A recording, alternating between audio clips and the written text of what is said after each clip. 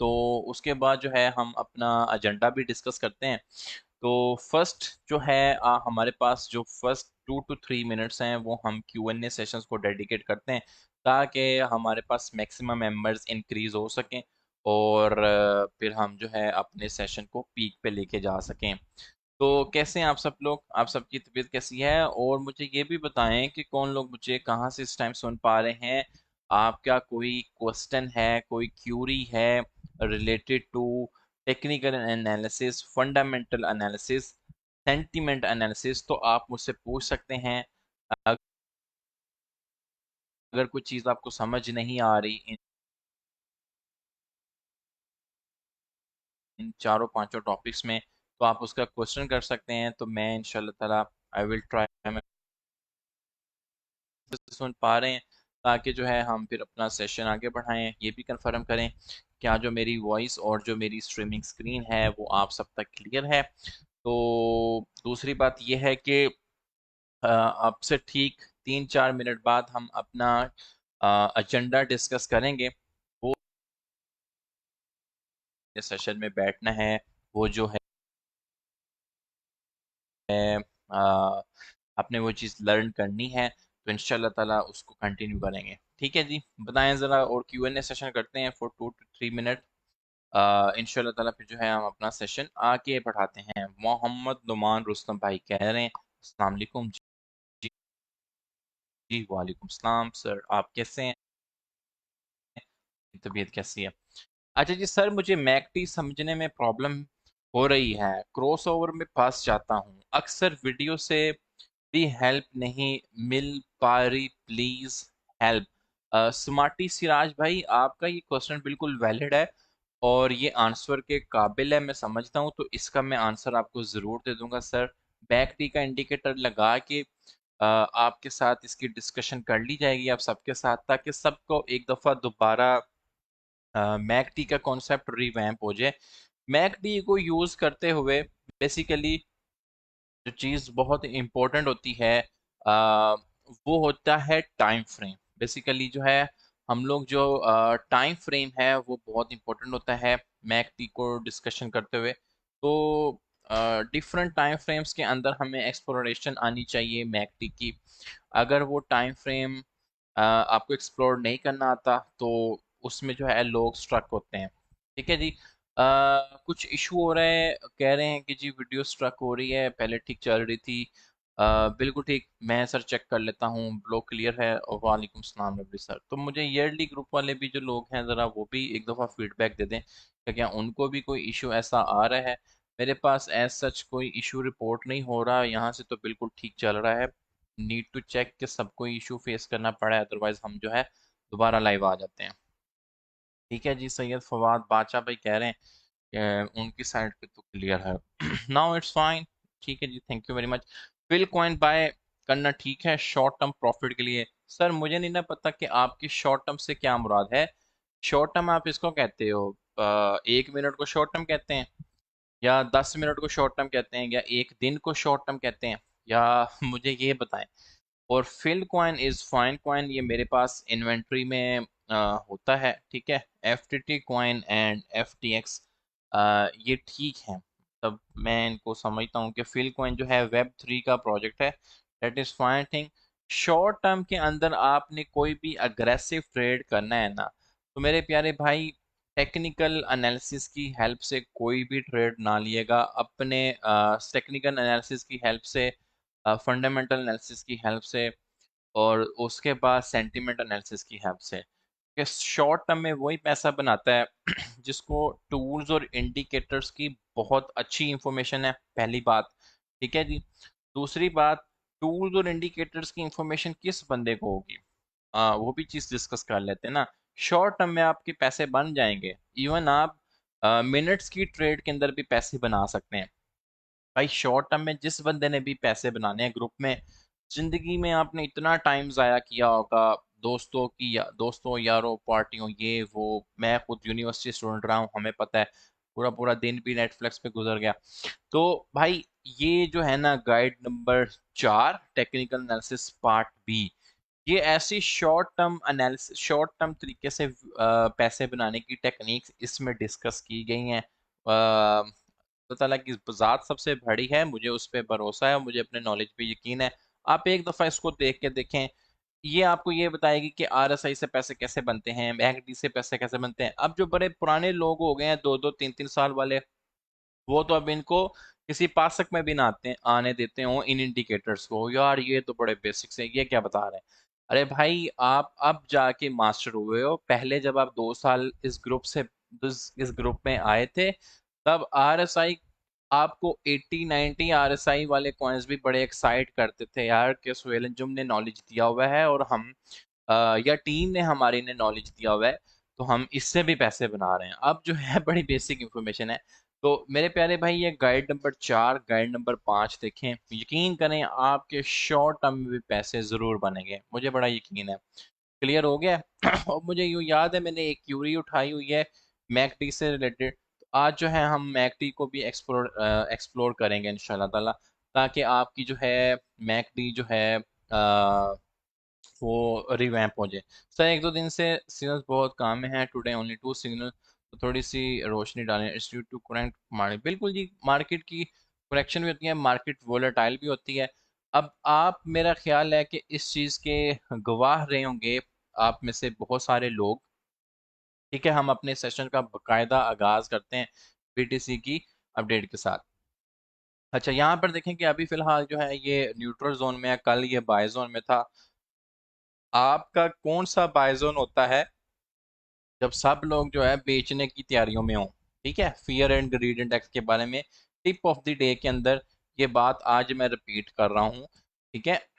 जब देखें fear and greed index, आप सब इस चीज़ के गवाह हैं, मेरे रेगुलर फॉलोअर, रेगुलर लिसनर्स, के फियर एंड ग्रीड इंडेक्स 10 पे बहुत देर रहा है या नहीं रहा, fear and greed index of bitcoin. तो ये लर्निंग ऑफ द डे के अंदर ये चीज़ आज हम डिस्कस करने वाले हैं, क्योंकि हमारे पास काफ़ी न्यूबीज हैं, काफ़ी नए दोस्त यार भी आए हुए हैं, ताकि उनकी नॉलेज की इन्वेंटरी में ये चीज़ का इजाफा हो जाए कि ये फंडामेंटल एनालिसिस किस तरह आपकी जो है मार्केट के ऊपर असरअंदाज होती है। Currently fear and greed index यहाँ पर बीटीसी का शो हो रहा है 34। तो आपको आइडिया होगा कि लास्ट मंथ, ठीक है, लास्ट मंथ जब बीटीसी बिलो 28 भी रहा है, यही fear and the greed index 10 पे बहुत देर टिका रहा है, 11 पे, 10 पे, इवन 12 पे, और एक दफा तो 8 पे भी आवा था। तो हमेशा क्या चीज डिस्कस होती रही है आपसे कि आपने क्या करना है, buy the fear sell the greed. ठीक है, कल मैं इसी चार्ट को देख रहा था कि ये जो था ये बाय के ऊपर था। ठीक है, अब ये स्ट्रॉन्ग बाय पे तब होता है जब बीटीसी बड़ा बूम कर रहा होता है, बड़ा अच्छी इसकी सूरत हाल चल रही होती है, जैसे 24,000 पे था तो ये बाय पे हुआ था, तो लोगों के अंदर एक ग्रीड बढ़ रही थी। मतलब इसको बाय करने की इंडिकेटर ये शो कर रहा था। बेसिकली आपने क्या करना होता है कि जब बहुत सारे लोग डरे हुए हैं, ठीक है, बहुत सारे लोग डरे हुए हैं, तो इन्वेस्टमेंट करने से डरते हैं। 10 10 से नीचे, मतलब 10 से नीचे तो बहुत अच्छा फियर एंड ग्रीड इंडेक्स एक इंडिकेशन है बाइंग करने की। ठीक है, तो buy the fear sell the greed, जब ये सुई जो है बड़ी हरी हो जाएगी ना इधर जाके, यहाँ पे जाके बीटीसी अच्छी खासी प्राइस पे होता है। ठीक है, तो वहां पे जाके आप अपने प्रॉफिट बुक करने का टाइम है। ठीक है, तो fear and greed index fundamental analysis की एक प्रो टिप शेयर हमने डिस्कस की, ताकि आपको इस चीज का भी आइडिया हो कि यार fear and greed index market के अंदर कैसे काम करता है। अब कल जो है आपसे एक अपडेट डिस्कस की गई थी बीटीसी की ही, और उस अपडेट के अंदर आपने मुझे रिमाइंड करवाना है, मुझे याद करवाना है कि मैंने आपसे जब अपना एजेंडा डिस्कस किया था और उसके अंदर मैंने आपसे क्या डिस्कस किया था, वो चीज़ इंपॉर्टेंट है। मैंने जब आपसे एजेंडा डिस्कस किया था, मैंने आपको कहा था कि हमारे जो स्टॉप लॉसेस हैं वो 24,800, 24,900 तक जाएंगे। ये मैक्सिमम आपका रिस्क कितना बन रहा है, 2.38 का।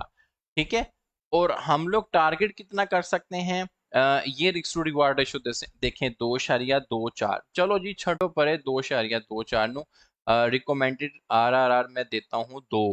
ठीक है, तो हम 4.7 को मैंने कहा था टारगेट करेंगे। और मैंने और भी क्या बोला था कि ये मैं इसीलिए आपको ये रिस्क मैनेजमेंट का ये टूल सिखा रहा हूँ कि मुझे लग रहा है कि BTC यहाँ पे फुल ऑन सप्लाई जोन पे है, BTC गिरेगा।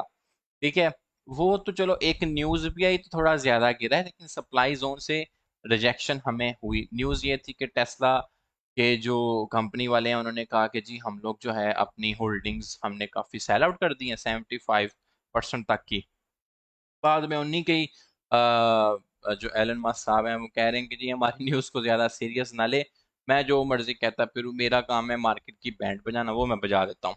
ठीक है, तो आप में से कितने लोगों को ये चीज़ कल क्लियर हुई थी कि हम क्योंकि एक बहुत इंपॉर्टेंट सीरीज ऑफ लेक्चर्स के ऊपर काम कर रहे हैं जिसके ऊपर फाइनेंशियल मैनेजमेंट मेन टॉपिक है। फाइनेंशियल मैनेजमेंट के उस बाद हमने सीखी थी पोजीशन साइजिंग, पोजीशन साइजिंग के बाद हम रिस्क टू रिवार्ड रेशो पे काम कर रहे हैं। अब मेरा ख्याल है मैं डेली इस पे बात कर रहा हूँ।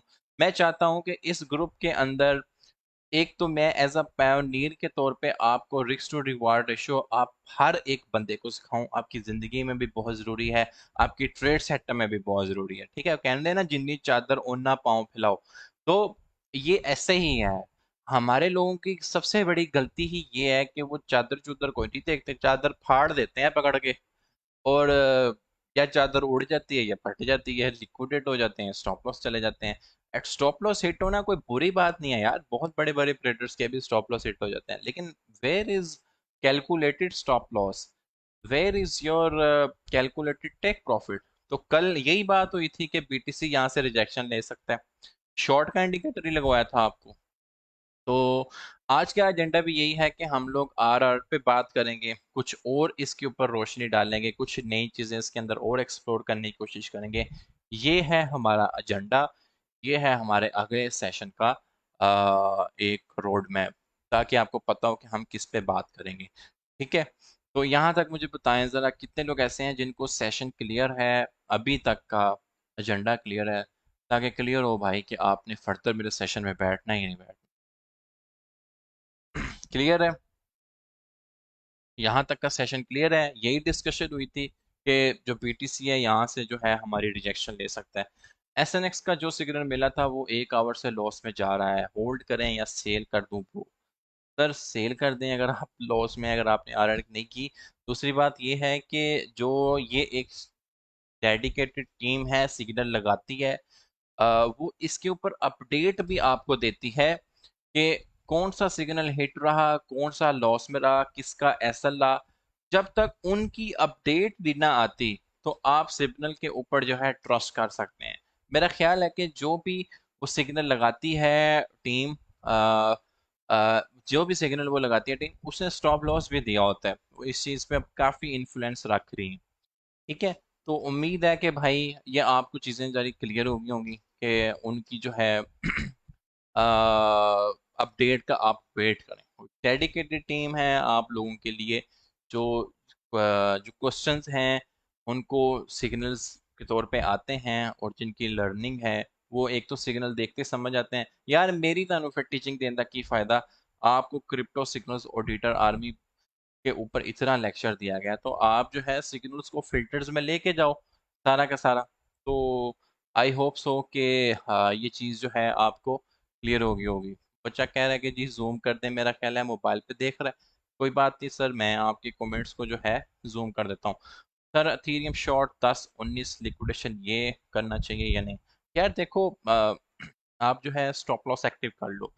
इथेरियम का बिलो $1000 आना, मे बी इस बैडली रूमर्स, ये जो है आपकी मार्केट और बैडली जाए 20,000 से नीचे, वो ओनली पॉसिबल इथेरियम की पॉसिबिलिटी वही है।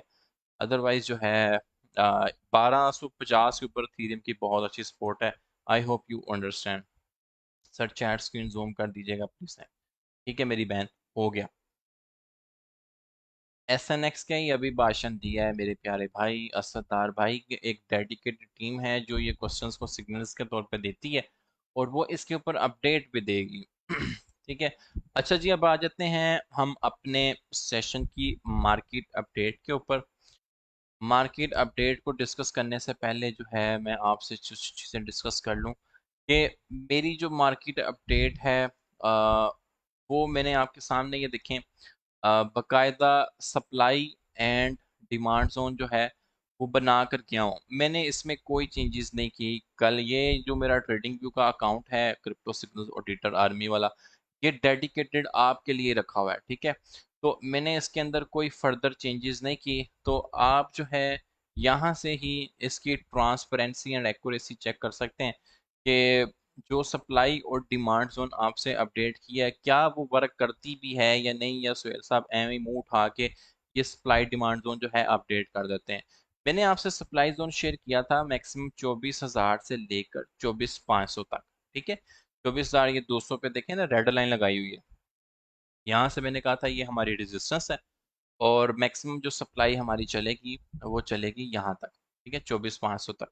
और ये मैंने आपके पास स्टॉप लॉस लगाया था 24,900 का, जब मैंने आपको कल शॉर्ट की ट्रेड के बारे में गाइड किया था, उसके ऊपर मैंने आपको लेक्चर भी दिया था, ठीक है। अच्छा, डाउन साइड पे आ जाएं तो मैंने आपसे कहा था कि हमारे पास 23,000 की सपोर्ट है और मैक्सिमम मैक्सिमम हम जहां पर फॉल कर सकते हैं एज अ डिमांड के तौर पे वो है हमारे पास 22,000 22,400 तक का लेवल्स, ठीक है। प्रीवियसली हम मुझे कैसे पता चला कि ये लेवल, क्योंकि प्रीवियसली भी देखें कि जब एक रेजिस्टेंस से रिजेक्शन होती है तो बाद में वो एक सपोर्ट बन जाती है, तो इस वजह से ये मैंने अपडेट किया। अब इस चीज़ का जीरो क्रेडिट है, कोई क्रेडिट नहीं बनता, ना मैं लेना चाहूंगा कि देखें जी एग्जैक्ट वहां से पंप किया, ठीक है।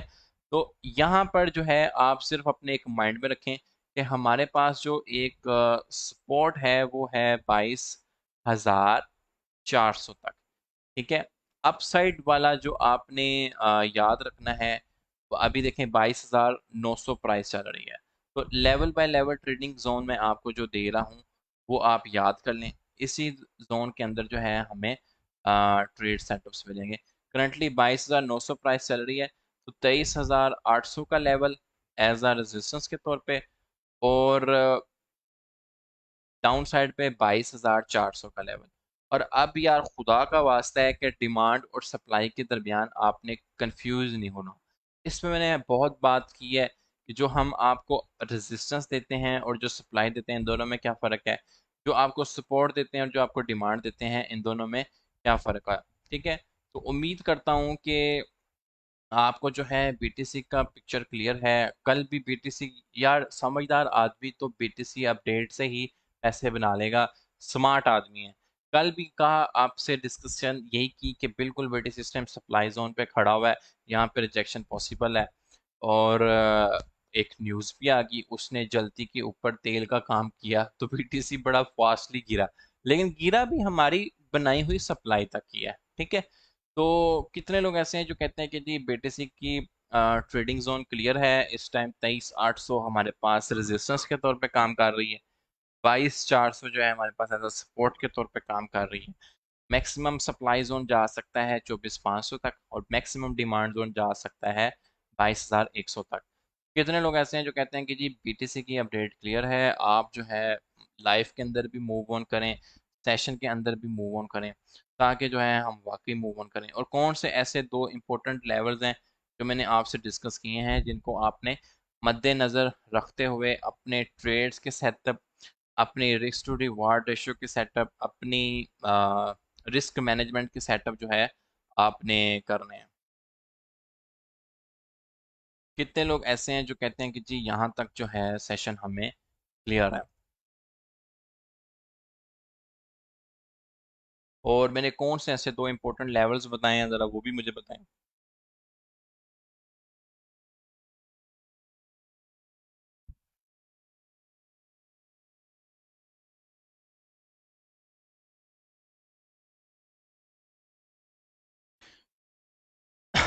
अच्छा जी, क्लियर है, यहाँ तक का सेशन बिल्कुल क्लियर है। क्लियर है जी, 23,800 22,400 स्पॉट ज़बरदस्त हो गया ब्रो। क्लियर है सर जी, 23,800 22,800, ठीक है जी। ज़बरदस्त मेरे प्यारे भाइयों, आई hope so you guys understand, ठीक है। ज़ीरो क्रेडिट, क्योंकि सर हमेशा 50 पे माजरत करते हैं आप, एग्जैक्ट लेवल टच होता है तो ज़ीरो क्रेडिट यही ज़्यादती है। जी सर बिल्कुल, पाकिस्तान में इतनी कोई ख़ास कदर नहीं है। वो कहते हैं कि ये देखो बंदा हमें जता रहा है, एक ये जो है जिता रहा है हमें कि जी आप, मैं बड़ा फन्ने का, इस वजह से भाई वो चीज़ ही ख़त्म कर दी। मैं हमेशा कोई ऐसी चीज़ होती है तो मैं माजरत कर लेता हूँ भाई, देखो हम $50 से फेल हो गए, हम जो है $30 से फेल हो गए, तो ये तो चलता रहता है भाई ज़िंदगी के नशीबो फराज में से। अच्छा जी, ये जो है अथीरियम को मैं देख रहा था, अथीरियम को कॉइन को देख रहा था, उसके बाद जो है बीटीसी जो है इस टाइम थोड़ा सा स्टेबल हो रहा है। बीटीसी के बारे में अगर मैं बात करूं तो बीटीसी जो है आपका 22,800 की एक इसकी बड़ी वीक सपोर्ट है, उसके ऊपर जो है ये बार बार स्टेबल हो रहा है, ठीक है। मैक्सिमम भी 22,400 तक गया है, लेकिन करंट इसकी वीकेस्ट सपोर्ट जो है वो 22,800 तक गई है। तो आप लोग नज़र रखें थीरियम पर, ये लुक स्ट्रॉन्ग लग रहा है मुझे। थीरियम का जो डिमांड सप्लाई जोन है अभी 1544 है। इस टाइम जो इसकी जो सप्लाई जोन चल रही है वो 1580 तक आ रही है, ठीक है। थीरियम और एक कॉइन में आपके एक और स्टडी कर रहा था, M T L to USD. कौन से कितने कॉइन्स मैंने बोले हैं, Ethereum and M T L, इन पे आप नज़र रखें और देखिएगा कि डेमो ट्रेड के तौर पे कि इनकी प्राइसेस हैं 1.45 और थीरियम का है 1540 तक। इसको जो है आप एक एज अ स्क्रीनशॉट लें, एंड हमने ये देखना है कि इन प्राइसेस में चेंज जो आता है विद इन अ डे कितना आता है, ठीक है। मैं इन पे बात कर रहा हूँ कि दीज कॉइन्स लुक्स फाइन, ये ठीक लग रहे हैं। बीटीसी की क्रेडिबिलिटी के ऊपर बात कर रहा हूँ कि बीटीसी जो है हमारा एक वीकेस्ट सपोर्ट 22,800 के ऊपर जो है वो स्टेबल हो रहा है। और मैं ये देख रहा हूँ कि 4 आवर कैंडल को क्लोज होने में 1 घंटा है, ठीक है।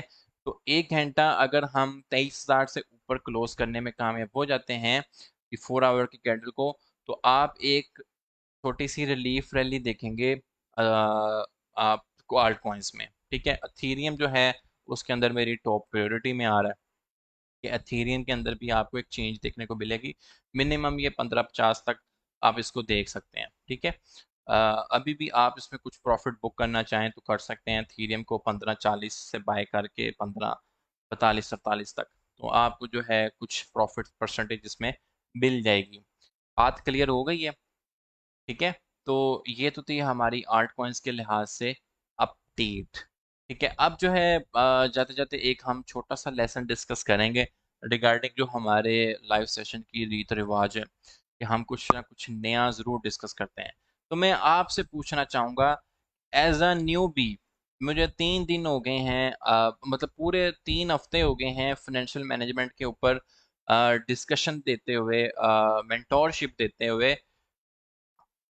आप अगर बिल्कुल न्यू हैं तो आपको कितनी, आपने जी डेमो ट्रेड बहुत कर ली है, आपने लाइव सेशंस भी काफ़ी देख लिए हैं, आपने गाइड सेक्शन भी एक्सप्लोर कर लिया है, और मैंने जो है लेवरेज के ऊपर बहुत ज़्यादा आपको नॉलेज देने की कोशिश की है। तो एज अ न्यू बी के तौर पे आप कितनी लेवरेज को लेना पसंद करेंगे?